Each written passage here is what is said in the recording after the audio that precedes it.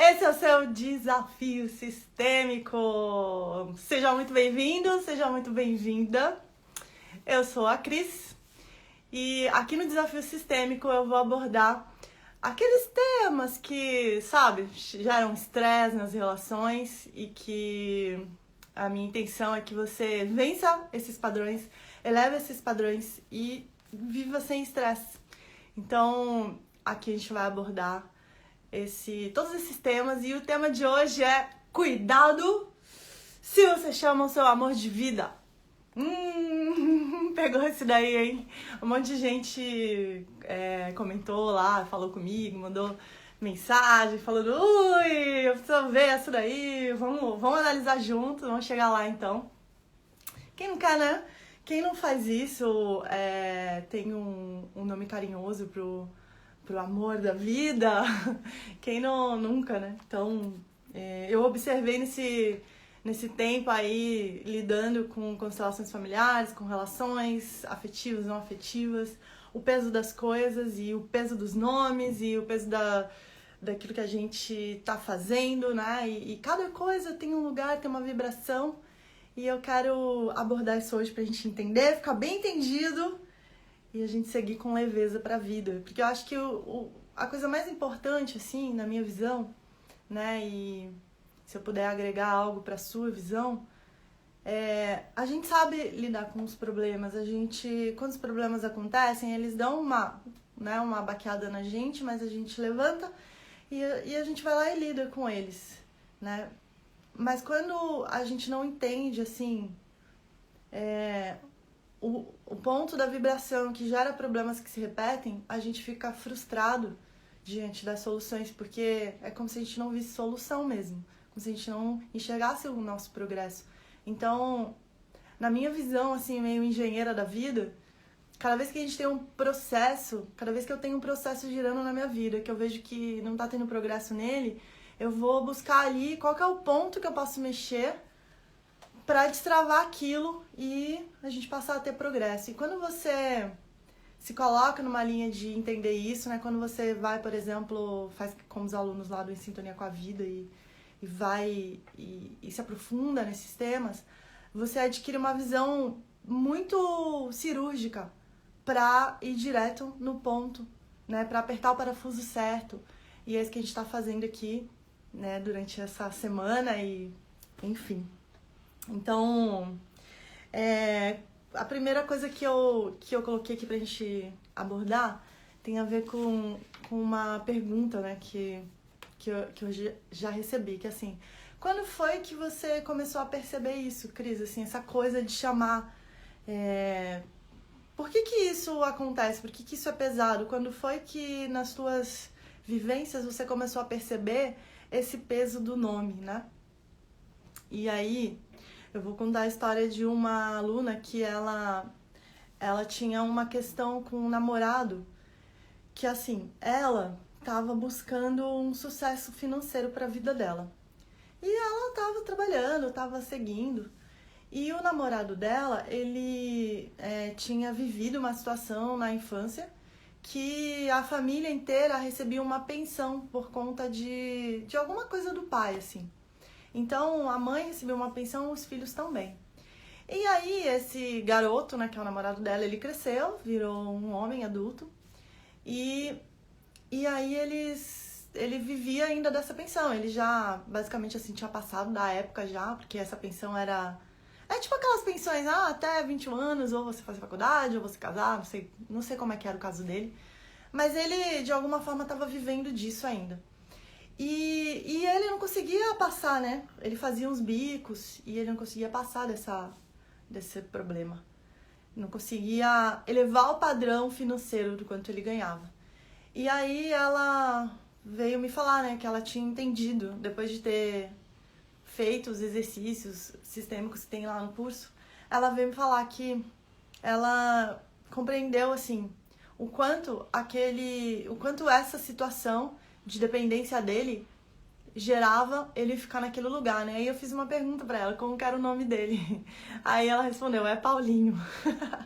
E aí foi muito engraçado, porque aí eu falei, olha, o Paulinho é uma criança, né? Que é no diminutivo é como a gente trata as crianças, tá? Né, adultos e tal. Mas existem casos e casos. Por exemplo, a minha mãe, o nome dela é no diminutivo já. Então, esse é um nome que ela recebeu. Tem pessoas que a gente diminui as pessoas. Então, a gente fala o Paulinho. E aí, era realmente a intenção do coração das pessoas, por exemplo, da mãe, quando tratavam o Paulinho, que já era um homem, era, o Paulinho, né? Ele não consegue. O Paulinho, né? Então, as pessoas já tratavam ele assim. E criança não trabalha. Criança dá trabalho. Criança não é pra trabalhar, né? Quando a gente tá na postura e na hierarquia da criança, do pequeno, a gente não busca, não passa na nossa cabeça buscar o crescimento, né? Então, o Paulinho, né? O Paulinho, meu namorado, o Paulinho.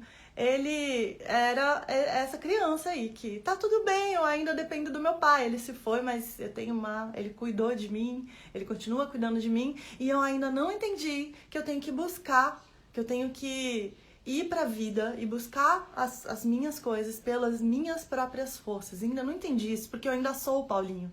E aí, quando ela sacou isso, essa percepção, né? Aí ela mudou até a postura dela, né? Passou a chamá-lo de Paulo e tudo. E não é só o fato de mudar, eu vou chamar de Paulo, vai mudar tudo. Não, é a consciência mesmo. É o quanto você relevava e o quanto agora você fala, vamos lá, né, gente? Vamos crescer. Né? O quanto você era complacente com determinadas não atitudes e agora você, né? Isso é um caso que eu vi assim de nome. E eu faço evento, a imersão, né? Todos os anos lá na Casa da Praia, pousada lá em Angra. E a gente faz a constelação de nome lá. O nosso nome é a principal herança que nós recebemos do nosso pai e da nossa mãe. Aí eles nos dão a vida, que é uma coisa grandiosa, e eu vou entrar um pouco mais nesse tema. E eles nos dão o nosso nome. Esse nome tem uma vibração.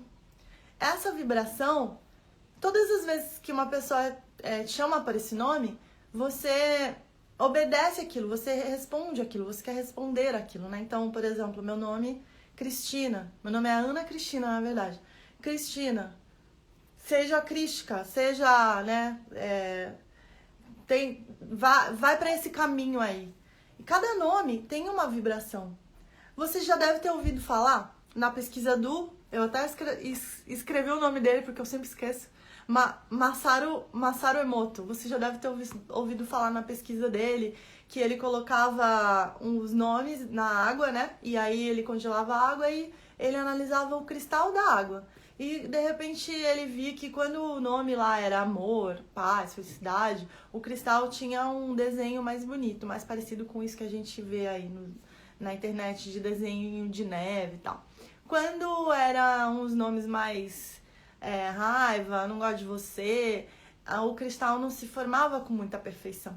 Então, essa pesquisa, ela já é antiga, você já deve conhecer. Mas a pergunta que todas as pessoas faziam quando viam isso daí, esses cristais, era assim, caramba, se isso daí tem um efeito na água, imagina na gente, né, que tem uma porcentagem muito grande de água no nosso corpo. Imagina no planeta, né, que tem uma porcentagem muito grande de água, né. Então, é mais ou menos isso que acontece com os nomes que a gente escolhe para chamar a pessoa que nos acompanha, né? E esse nome Vida, ele é um nome, vida significa uma coisa muito grande, muito maior do que aquilo que a nossa compreensão consegue imaginar, né? Então, quando você coloca isso para uma pessoa, que ela vai ser a sua vida, por exemplo, o seu filho, ele é a sua vida, o meu filho é tudo pra mim. Ou aquela pessoa é a minha vida, ela é tudo pra mim.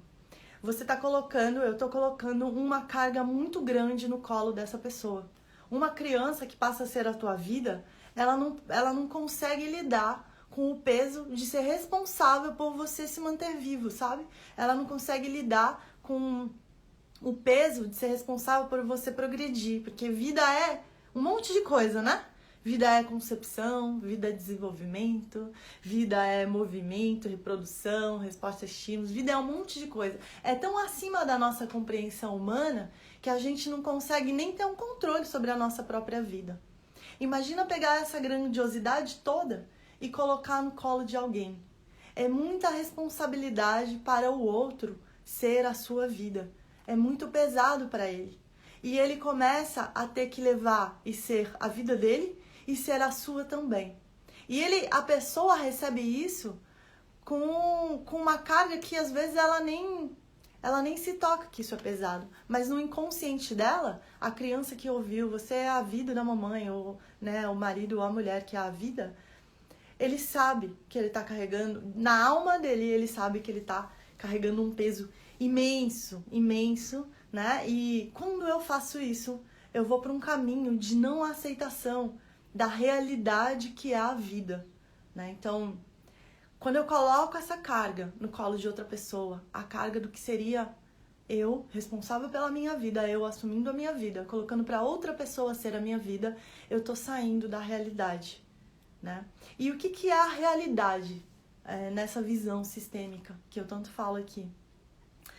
Até postei hoje um story. O Bert Hellinger, eu acho que a principal missão dele, assim, pelo menos pra mim, né, quando eu tenho contato com ele, é sobre enxergar a realidade, sabe? A realidade nua e crua. A realidade é algo que a gente, de vez em quando, esquece, entra num processo ilusório, e aí quando a gente entra no processo ilusório, a gente sofre. Ah, porque o fulano me magoou, o meu namorado, meu marido, ele me magoou. E como assim, né? Ele é a minha vida. Se a minha vida me magoou, imagina. Imagina você colocando uma carga para uma pessoa de ser a sua vida e aquela pessoa não conseguir prosperar em alguma área da vida dela. Ela tá ali patinando. Inconscientemente você tá olhando para ela e falando, nossa, minha vida tá mal, né? Nessa área. Inconscientemente você tá recebendo, nossa, minha vida só reclama, né? Inconscientemente você tá recebendo também o lado da realidade daquela pessoa, que são as dores dela, né? E aí você tá colocando a sua vida numa entidade que é um ser humano, uma vida que é uma entidade de uma outra hierarquia, numa entidade de uma hierarquia igual à sua, né? Porque o seu marido, sua mulher, seu namorado, seu namorado, vocês dois deveriam estar na mesma hierarquia, né? E aí quando você coloca essa carga pra pessoa ser a sua vida, ela vai pra uma hierarquia maior. Sabe-se lá Deus como é que vocês conseguem ficar juntos, porque 2 santos e 2 demônios conseguem ficar juntos, mas um santo e um demônio não. Se uma pessoa tá numa hierarquia muito alta, se ela tá no nível de ser a sua vida, e você é o coitadinho que tá aqui embaixo, vocês não conseguem ficar juntos. Se uma pessoa dá muita mancada e te trai, faz um monte de coisa, e você é sempre a pessoa que perdoa, que você é o santo da parada, e a outra pessoa é o demônio da parada, vocês não conseguem ficar juntos. Só se conseguem ficar juntos quando aceita a realidade, que é, eu sou assim e a gente vai se melhorar agora. Entendi que eu te magoei e não quero essa dor, porque eu te amo. E agora, juntos, a gente vai se melhorar, né? Eu vou melhorar. E, por favor, não coloca no meu colo essa carga de ser uma coisa tão grande, porque eu sou humano, né? E aí, juntos, a gente vai crescendo e melhorando isso, né? Então, o que é? Tem uma situação que eu vivi que explica, assim, de verdade o que é a realidade. Eu gosto muito dessa situação.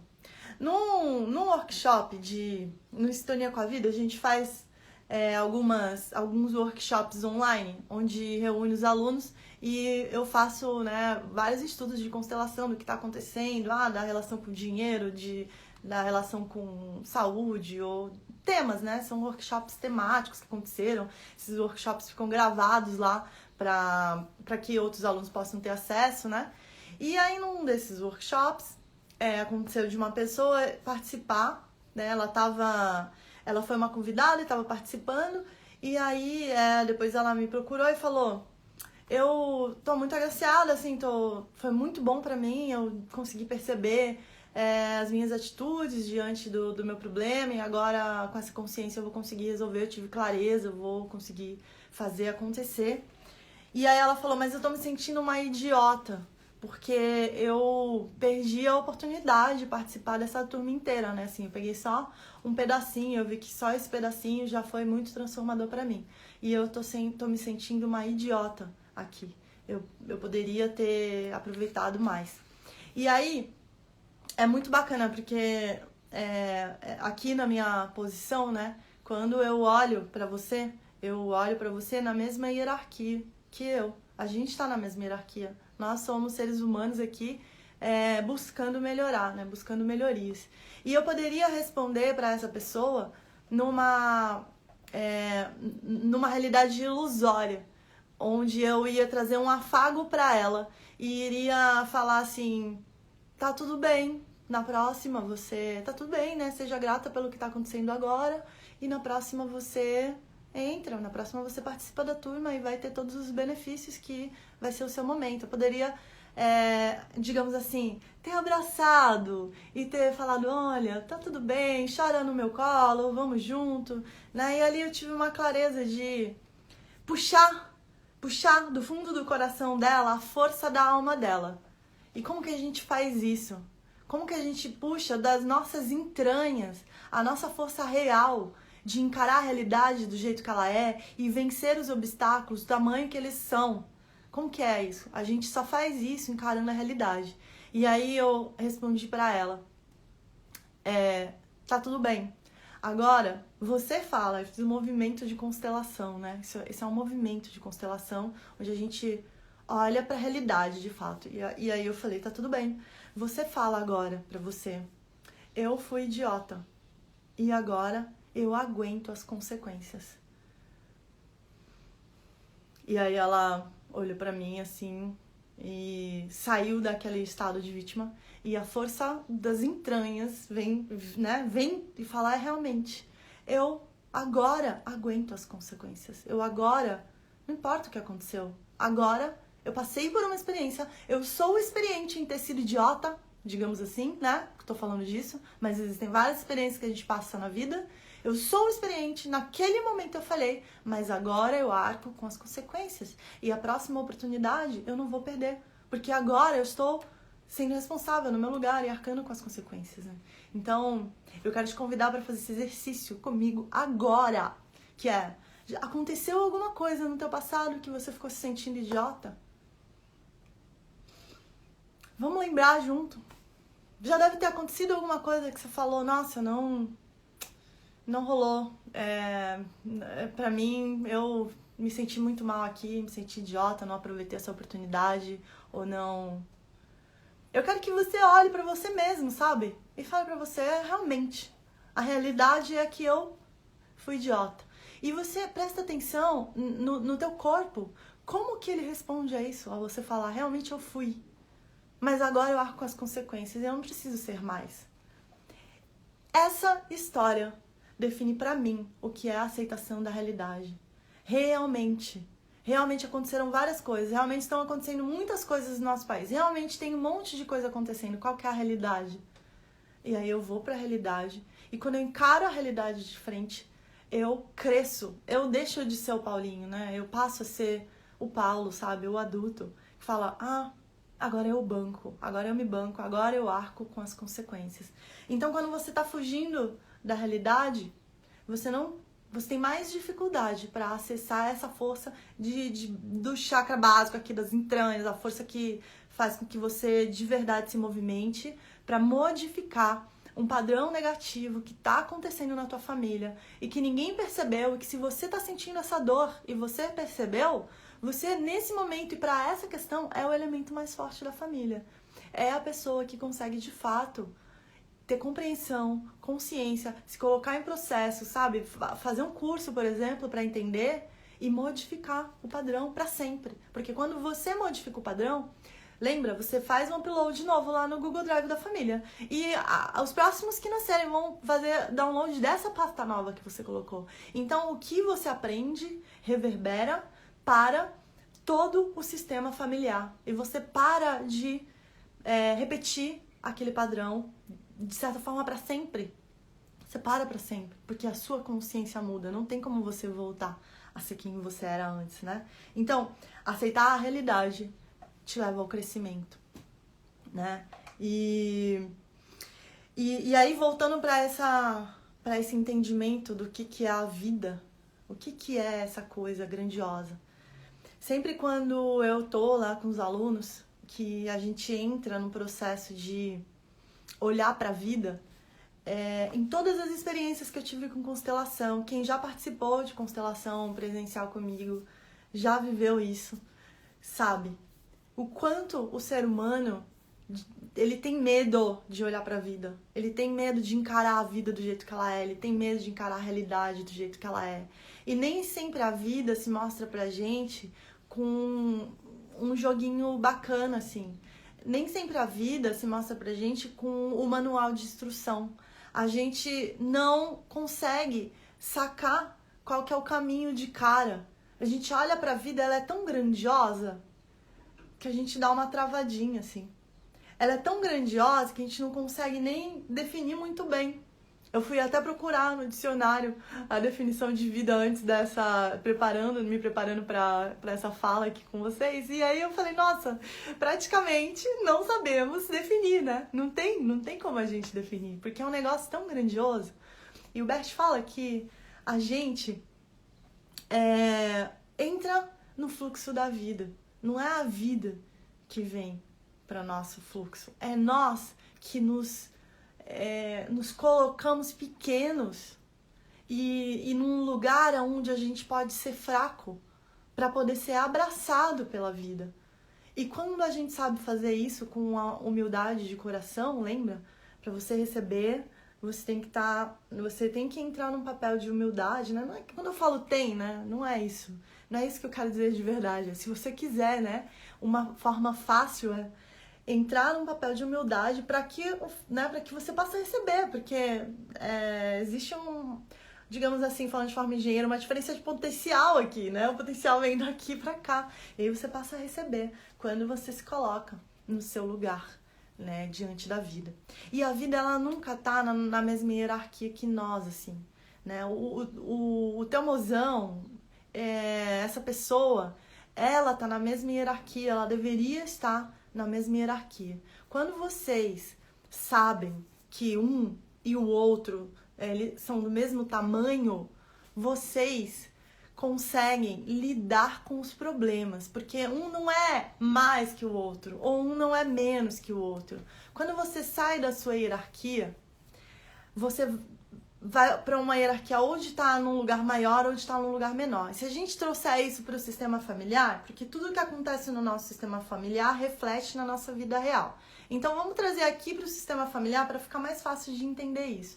No sistema familiar existe praticamente duas hierarquias só, que é ou você é pai e mãe, que você está nessa hierarquia aqui, ou você é filho, que você está nessa hierarquia, e aqui na hierarquia dos filhos, quando tem os irmãos, tem a hierarquia do irmão mais velho, que é o primeiro que veio, depois o segundo, depois o terceiro, e assim vai.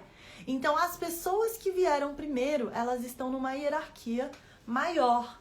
E quem está numa hierarquia maior tem um papel e uma função. E lida com a vida e com você de acordo com esse papel e essa função. E quando a gente não sabe qual papel e qual função é essa, a gente tende a assumir outras hierarquias. Ou quando a gente julga que falta algo, a gente tende a assumir uma hierarquia. Por exemplo, vamos supor que você casa com uma pessoa e essa pessoa passa a suprir nutrição, ela passa a ser responsável pela nutrição de vocês e você não. Quando você julga que te faltou nutrição de pai e mãe, você coloca a responsabilidade para outra pessoa te nutrir.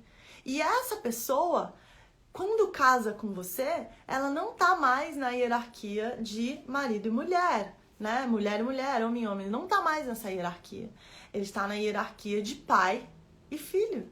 E um pai não consegue ficar casado com o filho. Então a tendência desse relacionamento é a quebra de vínculo. Porque um não pode contar com o outro. Esse aqui tá sempre nessa hierarquia e o outro é filho. A tendência é a quebra de vínculo. A não ser que haja o equilíbrio das trocas, como eu ensino lá na Sintonia com a Vida. E no equilíbrio das trocas, você consegue recuperar a sua hierarquia e falar, agora eu assumo aqui também, e vai dividindo isso. Quando uma pessoa tem a responsabilidade de ser a sua vida, porque todo dia você está falando pra ela, vida, vida, vida, você é minha vida, vida. Imagina o que essa pessoa tem que te nutrir. Imagina o peso que ela tá carregando. E imagina o buraco que você tá fazendo em você todos os dias. Tirando a sua força, seu poder pessoal, sua força vital e colocando no colo de outra pessoa. Isso é muito pesado para você e para outra pessoa. Muito mais para outra pessoa que tá tendo a responsabilidade de ser a sua vida, né? Quando ela recebe essa programação de ser a sua vida, ela entra automaticamente, inconscientemente num estresse. Como que ela vai prover isso pra você? Ela entra num estresse. E você entra num processo de inconscientemente diminuir a sua vida, tirar a sua vida da hierarquia maior zona lá que é a vida, pra essa hierarquia que é de uma pessoa, que é algo que parece que você consegue consumir, né? Que você consegue perceber, porque a vida é tão grandiosa que daí tô com medo de entrar, né? Então, como eu tava falando, nos processos de constelação, é muito impressionante como as pessoas têm medo de chegar até a vida. Porque, de alguma maneira, nós associamos que a nossa ida para a vida, o nosso processo de abraçar a vida, de acolher o que ela tem para nos dar, do jeito que ela tem, da forma que ela é, de alguma forma a gente associa isso com algo que vai nos separar da nossa família de origem. Parece que o ir para a vida te obriga a cortar os laços com a família. E esse é um entendimento, é uma coisa coletiva que muita gente acredita e que não é verdade. Você pode ir para a vida, você pode fazer os seus processos transformacionais, você pode fazer muito dinheiro, se desenvolver, prosperar, ter relacionamentos felizes, sem ter que honrar ninguém da sua família, sabe? Ser feliz, ser do jeito que você quiser, sem ter que se despedir da sua família. Mas só é possível isso quando você reconhece a realidade da sua família. Esse é o jeito deles de fazer as coisas e tá tudo bem. Eu só quero descobrir um jeito novo. Quem é que entra em processos exploratórios, assim, do tipo pesquisa e aprendizado, o adulto ou a criança? A criança, né? A criança se coloca num... Deixa eu observar aqui. Mas não é toda criança. É a criança que está em processo de crescimento.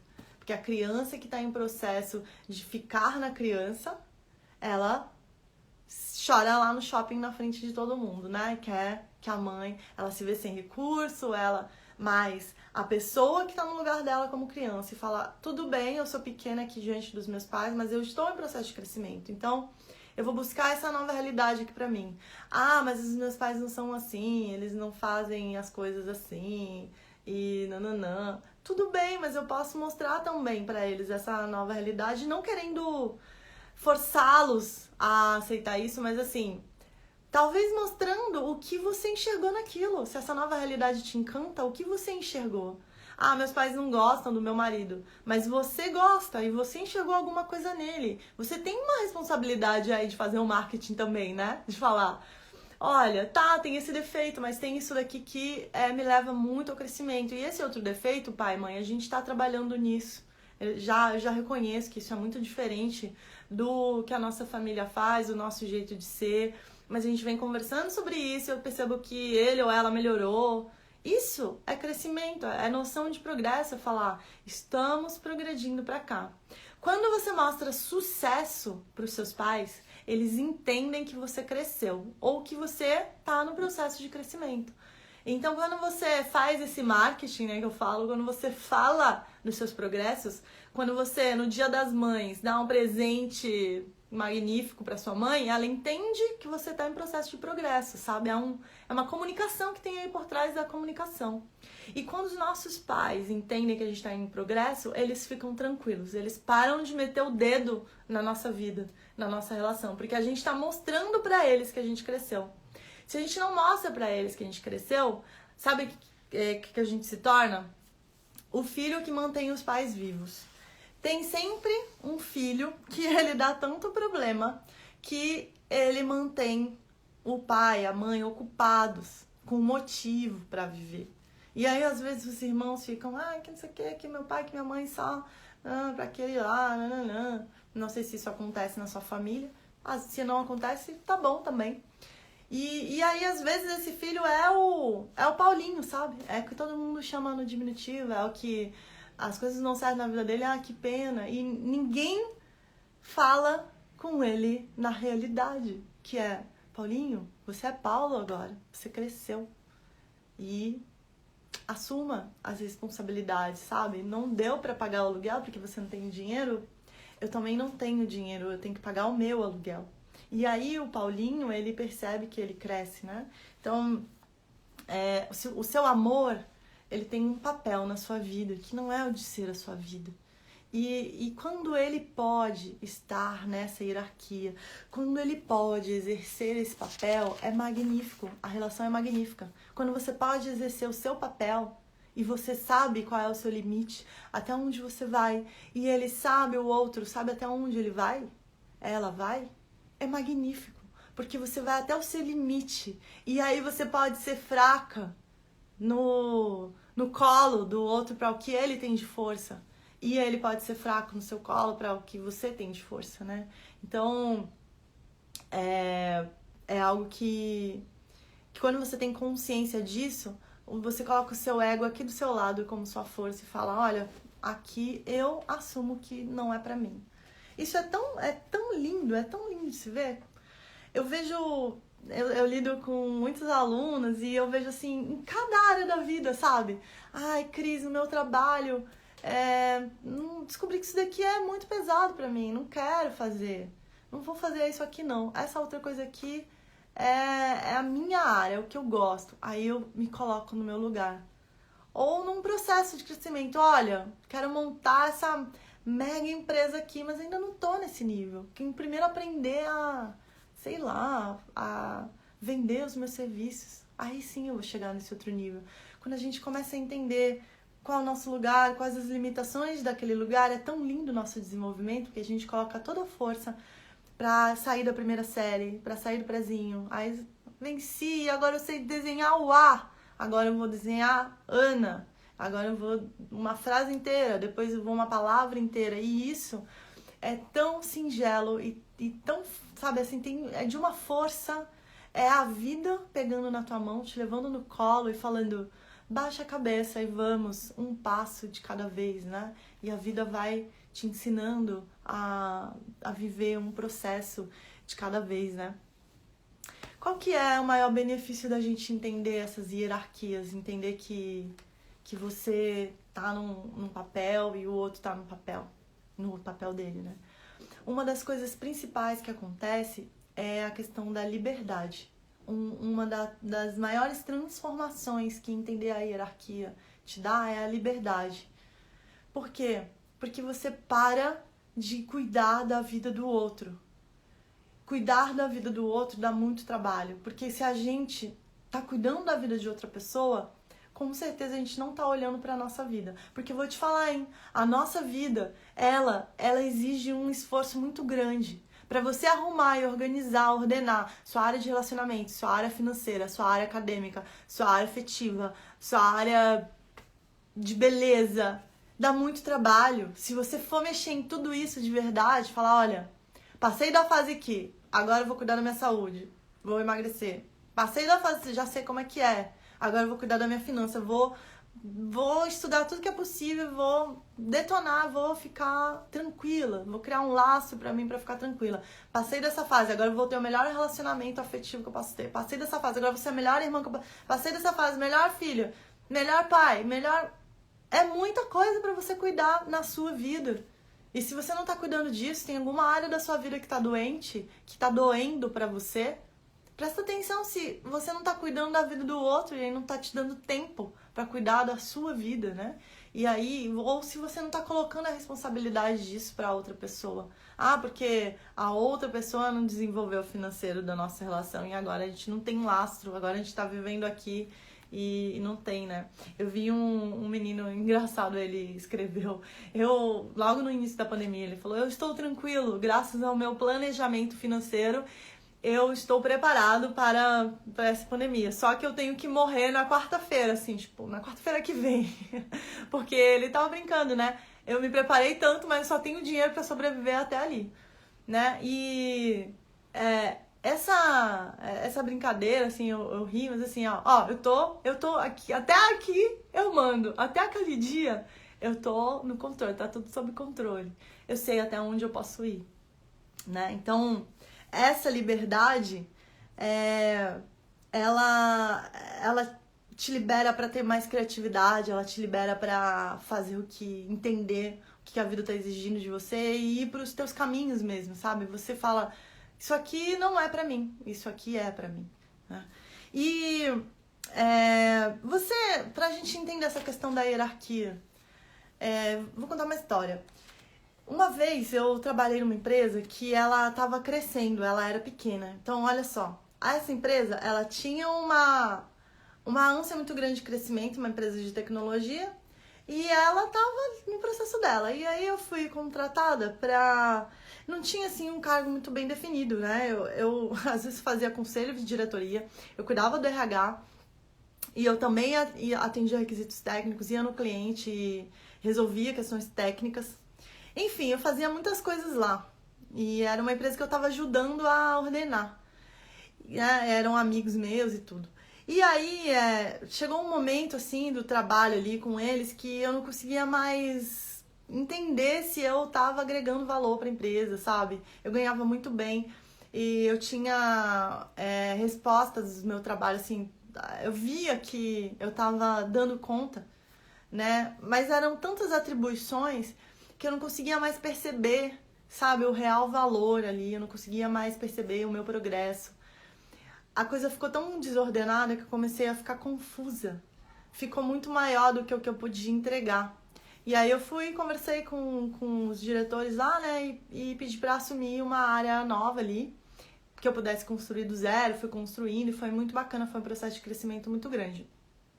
Mas nesse momento de muitas atribuições, de não ter um cargo definido, uma função definida, uma coisa definida, eu lembro que eu ficava me sentindo em muitos momentos assim uma fracassada, porque eu pegava problemas para resolver, eu resolvia todos eles. Só que eu tinha que aprender a resolver todos eles. Basicamente, eu tava me preparando para ser uma empresária naquela época, porque ser empresário é isso, é você resolver um monte de problema que você não sabe como resolver, e aí você tem que sentar, aprender a resolver e depois resolver. Eu digo que ser empresário é um processo de iluminação espiritual, porque você tem que baixar sua cabeça e falar, não sei isso, aí baixa a cabeça, vai, aprende, faz e é.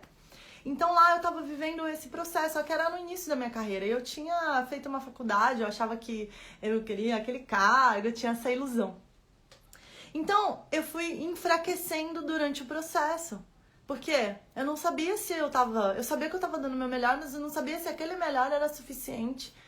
Então começou a ficar desordenado e confuso, né? E quando a gente entra nesse processo de confusão com a vida, não sei qual é o meu lugar, não sei... na minha relação, a pessoa é a minha vida, ela não é... Se a pessoa é a tua vida, ela não vai sentir tesão por você, né? Não vai ser difícil ter aqueles momentos mais íntimos. A pessoa, ela tem que ser, sabe, o gostoso e a gostosa. Ela tem que ser a pessoa que tá contigo, a pessoa que você um dia vai, em vários momentos, você vai ter uma relação sexual com essa pessoa. É uma pessoa que se sente tesão por ela. Ela é outra pessoa, é uma pessoa de carne, ela não é a vida, essa coisa mística toda, entendeu? Ela é uma pessoa. E olhar pra ela com a atribuição, com o cargo dela, com o papel que ela tem na tua vida, libera essa pessoa pra ser o máximo que ela pode ser nesse papel e nesse cargo. Não sei se você já teve uma chance de, no seu trabalho, pegar, assim, coisas para resolver que você não sabia ou que não era da sua área e que você teve que resolver. A sensação de estar na hierarquia errada é essa. É como se eu chamasse você agora, que você não é da área médica, e te colocasse agora lá no papel de ministro da saúde para resolver uma coisa que você não sabe como resolver, né? E eu tô falando isso e por dentro eu tô rindo porque tá acontecendo, né? De certa forma. Mas a pessoa que pega esse papel, ela, de alguma maneira, dentro dela, ela tá borbulhando, entendeu? Porque ela não tem segurança. Se ela não tem segurança do que ela tá falando e tudo, ela não vai poder assumir, ela não vai bater no peito e falar, faz o que eu falei, e o que eu falei tá certo, e eu assumo. Essa coisa do eu assumo, eu sou eu faço esse papel é meu e eu assumo. É tão bom numa relação, porque libera ambas as partes. A pessoa que sabe o que vai fazer, que tá fazendo, qual é o seu papel, faz o seu papel, e a outra pessoa se sente liberada para fazer o outro papel. Tem uma história muito legal, 2 caras brigando. Um falando que o time é melhor que o outro. Porque o meu time é melhor que o seu. Não, porque o meu time é melhor que o seu. Não, porque o meu time fez aquilo, ganhou o campeonato e é melhor que o seu. Não, e o meu time é... Aí, os dois, no meio da briga, assim, um pega uma nota de 100 reais e coloca na mesa e fala, eu coloco tanto aqui que o meu time é melhor. E aí o outro pega um bolo, assim, ó. Um bolo, só a nota de 100. E coloca na mesa e fala... Eu garanto que o meu time é melhor. E aí, você que tá ouvindo essa história, quando você olha, qual time você acha que é melhor?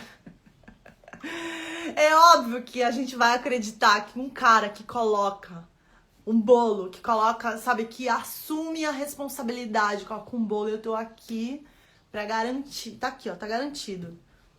Você até descansa e fala, não preciso nem decidir, eu tenho certeza já que esse time aqui é melhor. Porque o cara colocou dele na reta, né? E é isso, um relacionamento, quando você tá com uma pessoa que ela pode não ser a sua vida, né? Ela pode sair desse papel e ela pode assumir o papel dela, de colocar o dela na reta para o que vocês precisam para crescer, ela fica liberada e você também. Então, esse é o principal ganho de você entender essas hierarquias, né? E uma coisa muito bacana que acontece quando você vai para sua hierarquia tem a ver com um tema aí que acontece nos relacionamentos que sempre pedem para eu falar, que é o tema dos ciúmes. O Bert fala que o ciumento é a pessoa que quer acabar com a relação, que tá buscando acabar a relação. E essa frase é super polêmica. E eu quero aprofundar um pouco pra gente poder entender. O ciumento, a pessoa que tá sentindo ciúmes, ela ainda não conseguiu ter clareza de qual que é o lugar dela na relação. Eu tive uma aluna do Em Sintonia com a Vida que ela estava vivendo uma relação que ela saiu ela namorava à distância, ela saiu da cidade dela para ir morar com o namorado. E ela tem, né, um valor muito profundo de família. Ela gostava de estar com a família, de reunir família e amigos. O namorado também tem esse valor, porque a gente só se relaciona com pessoas que a gente tem o mesmo valor. Se não tiver o mesmo valor, se uma pessoa tiver valor de honestidade, a outra não tem como se relacionar. Só que às vezes o valor ele se manifesta de forma diferente e aí dá uns pauzinhos. Então esse namorado, ele tinha o valor de família, mas ele tinha perdido o pai e aí a mãe... ele foi durante muito tempo o companheiro, sabe? Ele era a companhia da mãe dele. Então, quando ela veio pra cá, ela não conseguiu se adaptar muito bem a esse processo de a mãe estar sempre no relacionamento deles. Porque pra ela, a família é família, cada um no seu lugar. E pra ele, ele tava num relacionamento. Quando aparecem, eu falo isso lá no Sintonia, é como se o garoto tivesse um relacionamento afetivo com a mãe, em termos energéticos, tá? Pelo amor de Deus, vai entender errado. Porque não tem lugar para mais uma mulher entrar na vida dele, afetivamente. Porque a alma dele tá dedicada para preencher o lugar do pai. E aí não tem abertura para um novo relacionamento. Então esse relacionamento dela ter saído de lá e vindo, não existe, não nasceu, ele não deu um lugar ainda para ela. Então ela ficava muito tempo só, Ou ele sair, tinha que estar levando a mãe no hospital, não sei o quê. E tem uma plausibilidade, tem uma desculpa muito boa. Nossa, eu sou um filho e eu tenho que levar minha mãe. Só que às vezes a mãe, por não também querer ir para a vida dela, que é o próximo passo depois que o marido se vai, tem um próximo passo, né? Tem um caminho também de crescimento aí. Mas a mãe também não queria ir. Então a mãe entrou num processo com o filho e eles fecham um com o outro. Não tem espaço nem para a mãe se relacionar, nem para o filho se relacionar.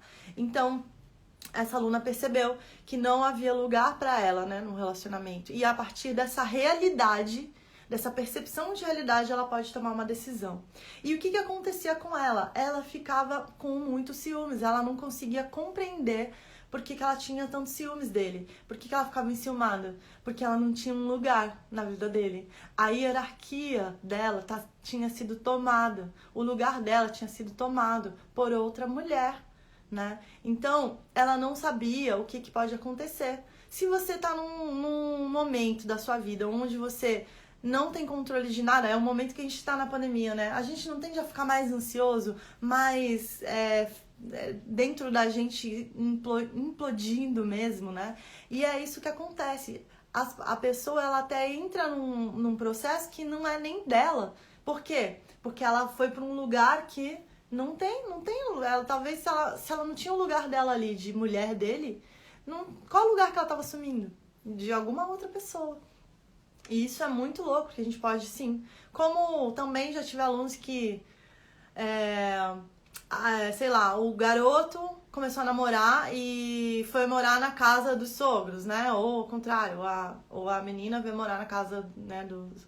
E aí, quando chega lá, essa pessoa é super acolhida como família e lindo, a gente aqui é uma família.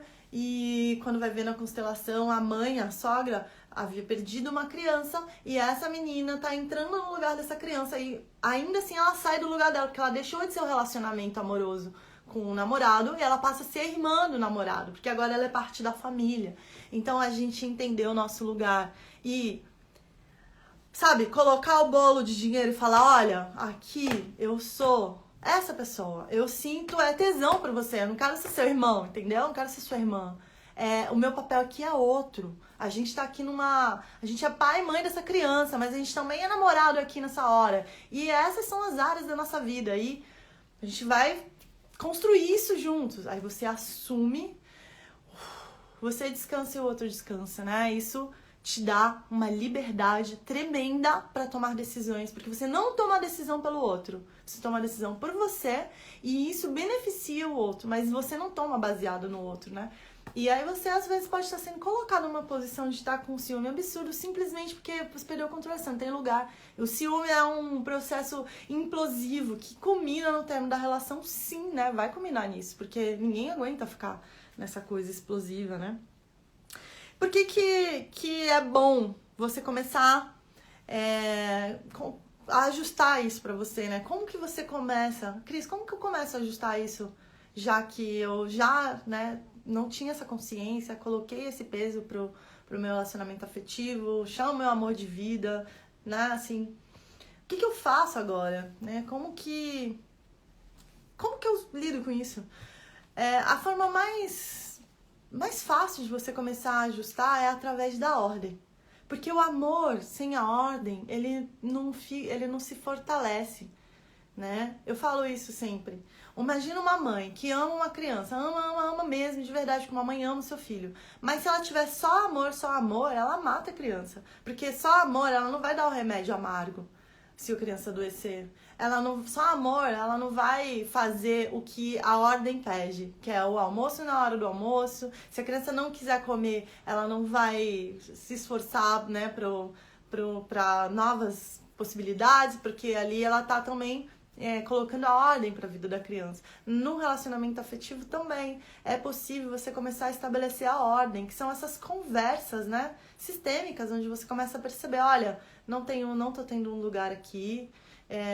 Eu acho que a gente não tem um lugar, às vezes a pessoa não tem o casal, não tem um lugar deles, não tem um momento deles. É muito comum nascer a criança e eles deixarem de ser quem eles eram. Você era uma pessoa antes da criança nascer. Você era uma mulher, a gente chama de... Eu falo muito nas constelações, mulher Afrodite, né? A mulher sexualizada. Você era essa pessoa, você era o homem também, você não era só o pai. E cadê essas pessoas, né? É muito comum, porque é um processo novo, uma criança vindo para um casamento, ela muda muita coisa do casamento, né? Então é um processo novo. E sabe quando que a criança entra em paz? Muitas crianças que não dormem, que as crianças não dormem porque os pais não foram pro lugar deles também, às vezes. E as crianças começam a entrar em paz. Quando os pais podem, de coração, olhar para ela e falar: a gente tá junto, mudou a concepção.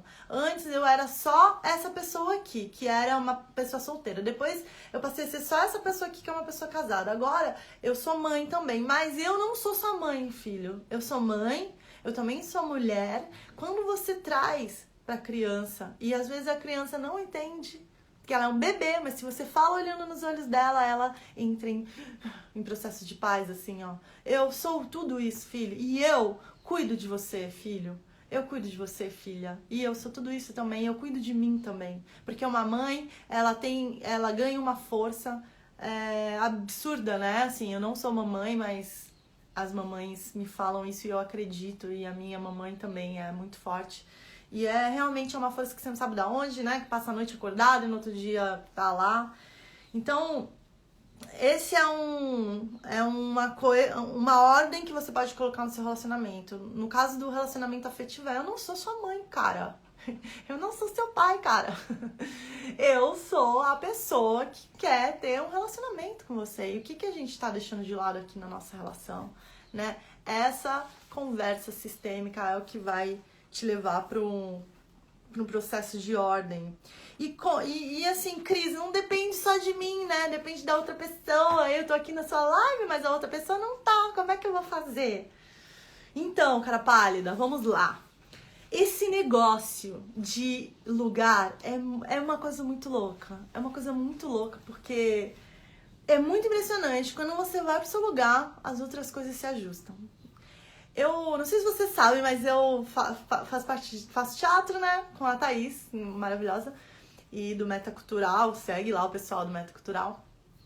E a gente calhou da gente estudar o texto, o ensaio sobre a cegueira. Foi antes da pandemia que esse texto foi escolhido, mas assim, o ensaio sobre a cegueira, ele fala muito sobre o que a gente está vivendo aqui na pandemia.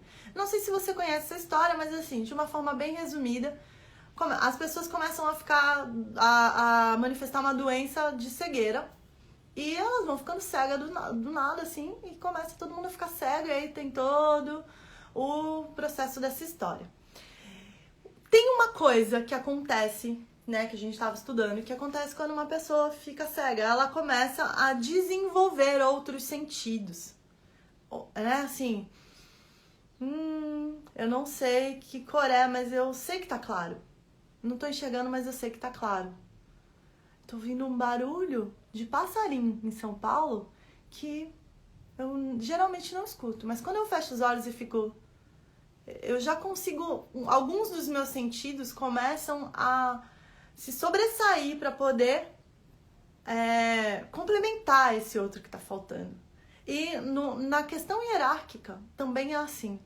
Na hora que aquele caso lá da sogra que tá num relacionamento com o filho, né? Assim, energeticamente não tem lugar. Na hora que essa pessoa aqui que não tem lugar fala, eu tenho lugar sim, ó, e eu assumo o meu lugar, e eu tô aqui, então você vai sair com a sua mãe, então eu vou junto aqui no meu lugar. Então a gente vai ter que dividir, então eu tô dividindo as tarefas com você, vai ter uma hora que eu vou levar a sua mãe, minha sogra, e quando a pessoa começa a assumir o lugar dela, que ela vê que ela tem um lugar e ela assume, as outras pessoas não tem muito o que fazer, porque elas são liberadas daquele peso. É pesado pra todo mundo que não tá no seu lugar, é pesado pra esse filho estar no lugar de ter um relacionamento com a mãe, é pesado pra essa mãe. E quando uma pessoa só tem consciência de assumir o seu lugar, as outras vão para o lugar delas. Só que nem sempre a gente quer fazer o trabalho sujo e dolorido de assumir o nosso lugar, porque assumir o nosso lugar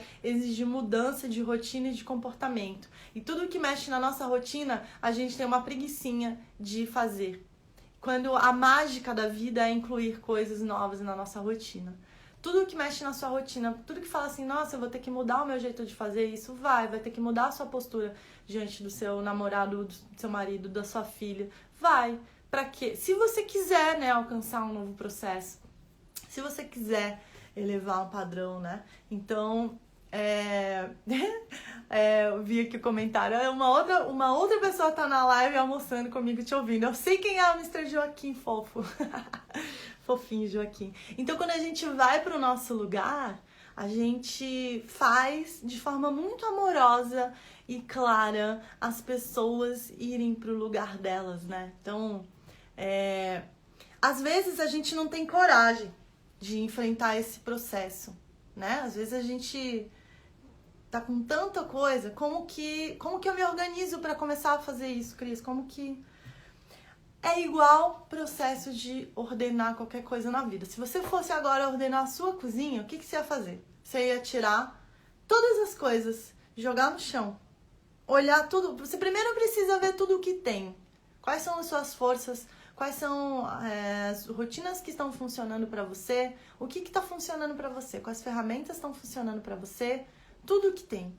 Depois você vai ver tudo o que está repetido, o que não te serve mais, vai separar o que está quebrado, vai separar coisas, né? Depois você vai escolher lugar para as coisas. Ah, as colheres vão ficar todas aqui, as vasilhas de plástico vão ficar todas aqui. Não é uma coisa legal de se fazer, a gente começar a colocar ordem na nossa vida. Mas quando a gente começa uma área, a gente entra num negócio, numa teoria chamada teoria das janelas partidas. Não sei se você já ouviu falar nessa teoria. Eu vou te contar. Alguns pesquisadores americanos descobriram que colocaram um carro, um carro abandonado num bairro rico dos Estados Unidos. Se eu não me engano, foi numa cidade de São Francisco, alguma coisa assim. Eu não vou saber muito exatamente as cidades, tá? E eles colocaram também um carro abandonado num outro bairro pobre dos Estados Unidos, de uma outra cidade, lá eu acho que perto do Brooklyn, algo assim.